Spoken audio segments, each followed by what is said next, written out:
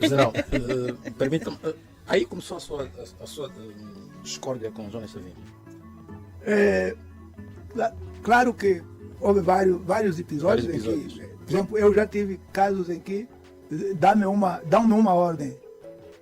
Aquele indivíduo e aquele indivíduo devem ser eliminados. E eu nunca eliminei. Eu preferia falar com essas pessoas, compreender exatamente o que se passava, porque às vezes eram só intrigas. Num território que fica a posição mais próxima das forças do governo eram 300 quilômetros. Como é que aquelas pessoas podiam ter contato com o inimigo? Portanto, eram todas informações que precisavam ser analisadas corretamente. Na altura, eu recebi ordem para... Eu estava de passagem para eliminar e eu achei que não devia. Deixa-me só saber aqui, agora que o general falou de livros. General, depois das dificuldades que já enumerou e dos livros que teve de ler para ter as informações certas e as informações que merecia, como é que estes episódios moldaram ou influenciaram para marcar a sua personalidade? Penso que cada livro é sempre... Cada livro, os livros que nós escolhemos, por exemplo, as obras escolhidas no Mao Tse-tung exerceram uma influência muito grande. Eu já era muito amigo da leitura. O Nelson sabe muito bem que quando nós viajávamos, enquanto os meus colegas jogavam cartas, eu estava sempre a ler. Portanto, a leitura faz parte da minha natureza. Eu também era o único a quem Jonas Savimbi me prestava livro para levar por um ano, por exemplo, Clausewitz, da Guerra de Clausewitz e outras obras de Napoleão, os livros de Giap, etc. Tudo que era ciência militar, eu estudava e cada um deles dava-nos um exemplo, dava-nos uma ideia daquilo que devia, o que era melhor em quaisquer circunstâncias. Tive sempre coragem de dizer aquilo que eu achava correto. Eu, num conjunto de quadros, ainda alguns estão vivos hoje, quando houve a decisão, Jonas Savimbi mandou-me chamar em 81, fevereiro de 81, para eu ir coadjuvar o general, o engenheiro Chitunda, Jeremias Chitunda, nos Estados Unidos.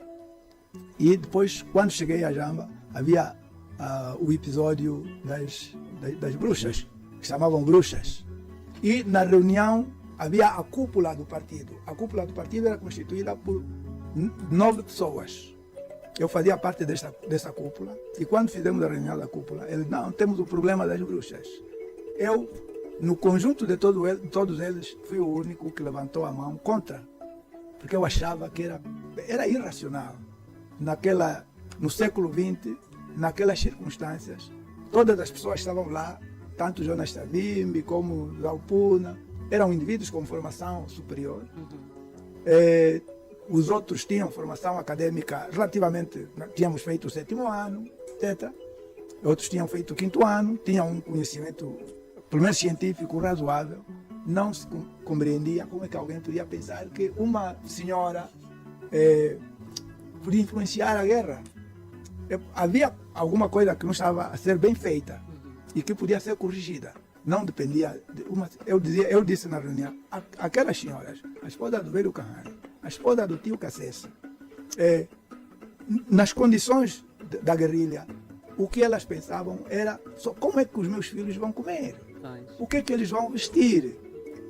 Agora, pensar no que se passa lá na frente de combate, não tinham preocupação nenhuma. Portanto, eu não acreditava, estava completamente contra e fui o único a levantar a mão. E ele disse, mas como você não tem medo, sozinho? Eu tenho que exprimir o meu ponto de vista. E como é que foi encarado nesta reunião? Ele disse assim, você estava, eu chamei para você ir aos Estados Unidos para coadjuvar o engenheiro Chitunda, para ir agora para a área da diplomacia, mas já não vai. Eu disse, eu prefiro ficar. General, permita-me, aí começou a sua discórdia com Jonas Savimbi? Claro que houve vários episódios em que, por exemplo, eu já tive casos em que dão-me uma ordem. aquele indivíduo e aquele indivíduo devem ser eliminados. E eu nunca eliminei. Eu preferia falar com essas pessoas, compreender exatamente o que se passava, porque às vezes eram só intrigas. Num território que fica a posição mais próxima das forças do governo eram 300 quilômetros. Como é que aquelas pessoas podiam ter contato com o inimigo? Portanto, eram todas informações que precisavam ser analisadas corretamente. Na altura, eu recebi a ordem para... Eu estava de passagem para eliminar e eu achei que não devia. Muitas ordens desse tipo. Havia muitos casos desses em que uma informação distorcida depois levava, por exemplo, à execução de alguém. Na maior parte dos casos eram intrigas. Não havia casos muito concretos. Então, era preciso ponderar para uma pessoa também não cometer um crime. Mao Tse-tung dizia que uma pessoa não é como uma árvore, que você corta e depois volta a crescer. Quando você corta a cabeça, eliminou mesmo. Quando Então, olha para a curva de resultados que teve nas batalhas que participou, o que é que sente, general? bom, enquanto militar e nas batalhas, na guerra, uma pessoa nunca fica com o sentimento de culpa, porque vocês estão numa batalha, numa guerra, estão em circunstâncias relativamente iguais. É verdade que há casos, uma grande potência contra um pequeno país, certamente a grande potência faz. Mas num campo de combate, estamos em circunstâncias iguais e só ganha quem não comete muitos erros. Estamos no mês da juventude. Seguramente que jovens de 90 e 92 não conhecem a sua trajetória militar. Quem é o general Nunda na história militar de Angola ao longo desses 50 anos de independência?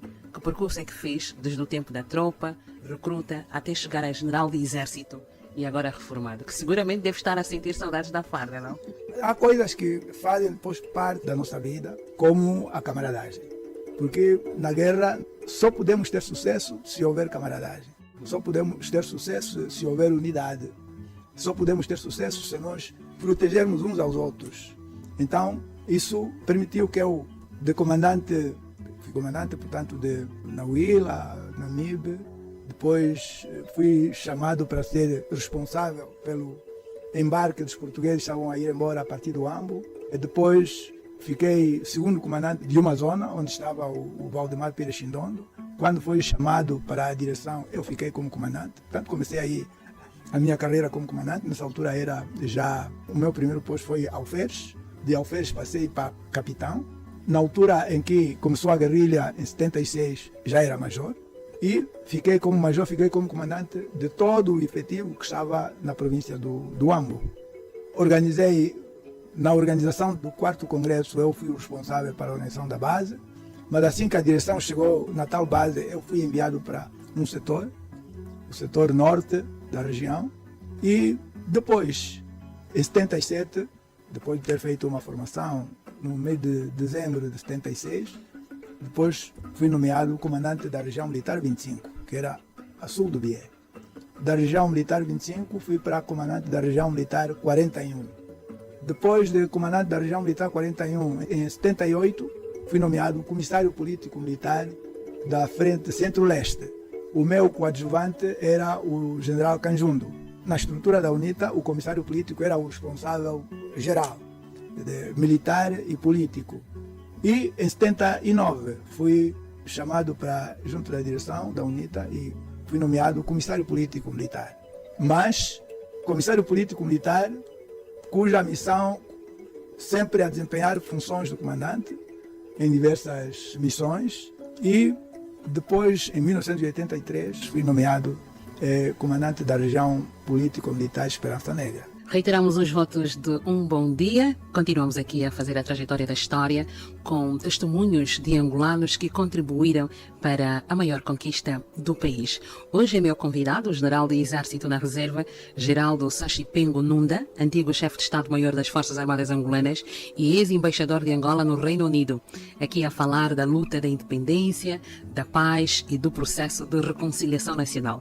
Está a ser assim esta manhã com este patriota e verdadeiro exemplo do nosso processo de paz e reconciliação nacional.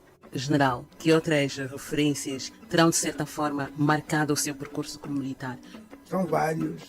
O general Luís Faceira, o Antônio Faceira, o general Vietnã, o general... E depois os outros que eram relativamente mais novos, como o general Marques, o general Furtado, o general Simeone, por exemplo, o general Fabiano, o general Hilário, o general Zé Pedro.